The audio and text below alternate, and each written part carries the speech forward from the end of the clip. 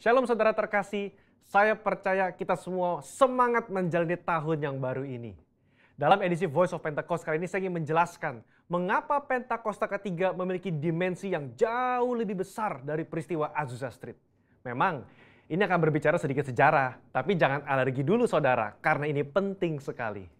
Karena sudah lebih dari 1 abad, maka saksi mata yang menyaksikan langsung betapa dahsyatnya pencurahan Roh Kudus yang terjadi di Azusa Street sudah meninggal. Dan kita hanya dapat mengetahuinya dalam catatan-catatan peristiwa serta bukti sejarah pada waktu itu.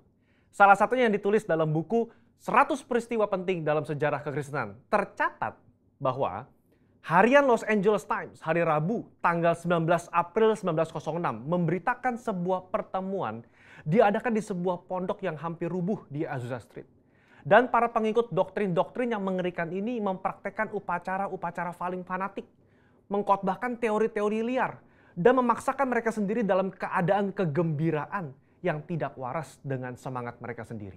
Nah saudara, publisitas negatif semacam ini malah sesungguhnya membantu mengumpulkan massa.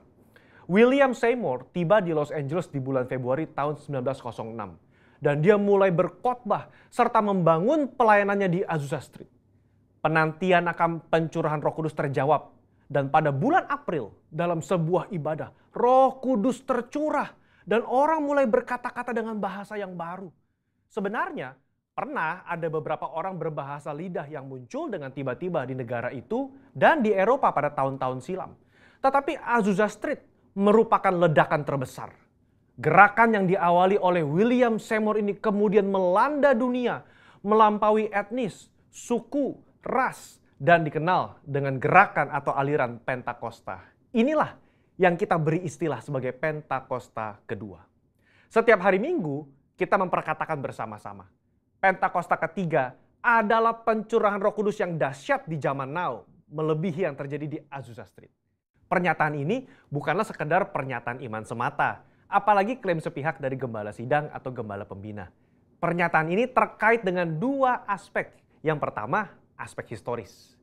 Pada tahun 1909, William Seymour pernah tercatat bernubuat, dalam 100 tahun yang akan datang, akan ada kebangunan rohani lain seperti yang terjadi di Azusa, dan kemuliaan Shekinah akan kembali.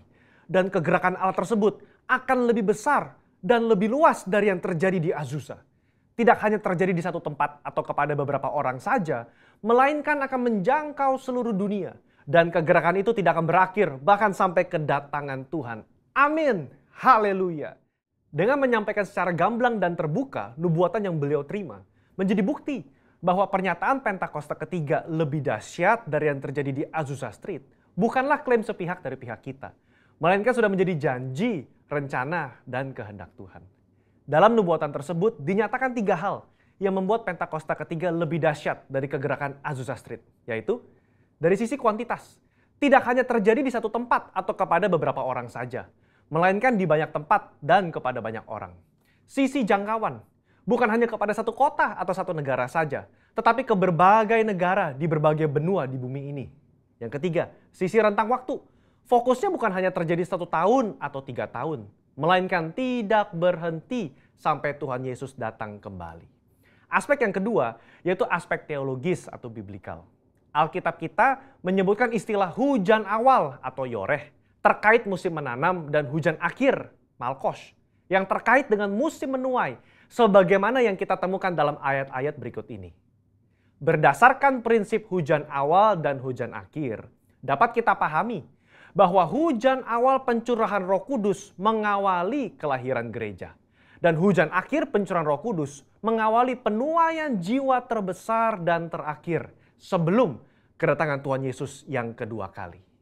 Hujan akhir pencurahan Roh Kudus jauh lebih dahsyat daripada hujan awal.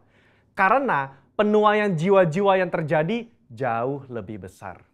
Bradley Truman Knoll dalam bukunya berkata, konsep hujan akhir memberikan struktur kepada kisah kegerakan Pentakosta kita bahwa akan datang pencurahan Roh Kudus yang dahsyat sebelum kedatangan Tuhan Yesus kali yang kedua. Kita sekarang berada di era di mana hujan akhir itu sedang dicurahkan. Tujuan dari hujan akhir ini memiliki 2 sisi, yakni pemberitaan Injil Kerajaan kepada seluruh dunia, di mana kita menjadi saksi dan mempersiapkan berkas tuaian untuk siap dituai. Haleluya. Jika kita memperhatikan aspek historis dan aspek teologis di atas, kita memiliki dasar untuk mengatakan bahwa gerakan Pentakosta ketiga terjadi dalam dimensi yang jauh lebih besar dari Azusa Street. Ini merupakan sebuah hak istimewa bagi kita semua yang hidup di generasi ini. Jadi, jangan sampai ketinggalan. Jadilah utusan Pentakosta ketiga, the messenger of the third Pentecost, dimanapun saudara berada. Untuk penjelasan lebih lengkapnya dari tim teologi kami, jangan lupa buka link yang ada di atas atau scan QR Code yang tersedia. Tuhan Yesus memberkati.